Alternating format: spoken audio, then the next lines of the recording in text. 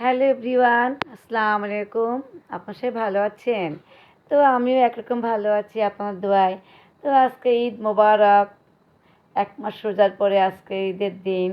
তো আজকে ভোরে উঠলাম, উঠে সকাল সকাল তাড়াতাড়ি করে সেমাই, লুডুস, ভুনা সেমাই করেছি, লাচ্ছা করেছি, এগুলো সব তাড়াতাড়ি করে রাখলাম।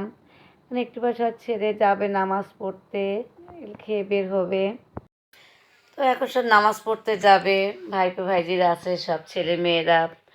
এদিকে ঢাকা থেকে আমার সব বোন বোনে আসছে, বাড়িতে অনেক মেহমান।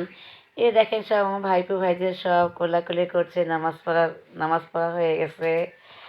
তারপরে ভাইরা সব আছে, আত্মীয় স্বজন, এই যে আমার বোন ঢাকার থেকে আসছে, অনেক লোকজন। তা আজকে আর গ্যাসে রান্না করব না, অল্প কিছু সকালে করে নিলাম। এখন আমরা মাটির চুলায় রান্না করতেছি।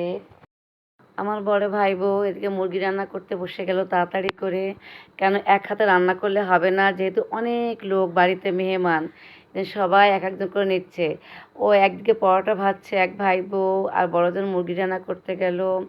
তা আমি এদিকে আরেকটা চুলায় বসে গেলাম, গরুর মাংস উঠাই দিছি, মাংসটা ভালো করে কষিয়ে নিচ্ছি।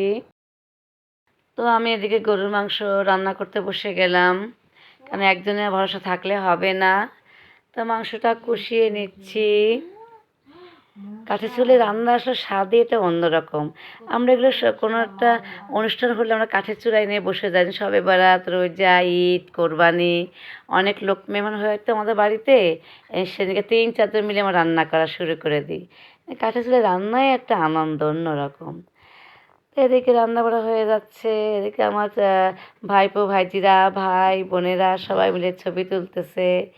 ওই যে আমার ছেলেও আছে সাথে।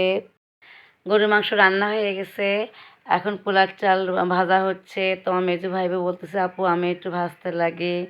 তো এখানে আমি একটু অন্য কাজে আসছি, দেখি এবার তোমরা কি করতেছো, দেখি এবার আমি একটু বসি, চালটা ভেজে নিচ্ছি। ওইদিকে গরম পানি আর এক চুলায় হচ্ছে, চালটা ভালো করে ভেজে লাল লাল করে নিব, তারপর গরম পানি দিয়ে দেবো। তো আমরা বাড়ির সব ফ্যামিলি ধরে আমরা গেলাম খুলনা 7 নম্বর ঘাটে। সন্ধ্যাবেলাটা গেলে খুব ভালো লাগে ওই জায়গাটা। এখন যাচ্ছি, ভাই বোন, বোনের মেয়ে, ভাইপো ভাইজিরা সবাইকে নিয়ে। আমার কাছে খুব ভালো লাগে দেখতে, পাশে নদী, জাহাজগুলো থাকে এই যে অন্ধকার, উপরে দেখা যাচ্ছে লাইট আর লাইট, অনেক লোক এখানে, খুব জমজমাট। তা আমরা এখান থেকে এবার যাব আপনার খুলনা রেল স্টেশনে। এখন প্রায় রাত 11টা, সাড়ে 11টা বাজে। তো আমরা ঘোরাফেরা শেষ করে এখন একটা ফুচকার দোকানে আসছি।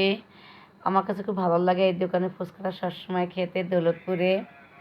তো আমরা এখন সবাই মিলে ফুচকা খাচ্ছি, পরিবারের সবাই এখানে আছে।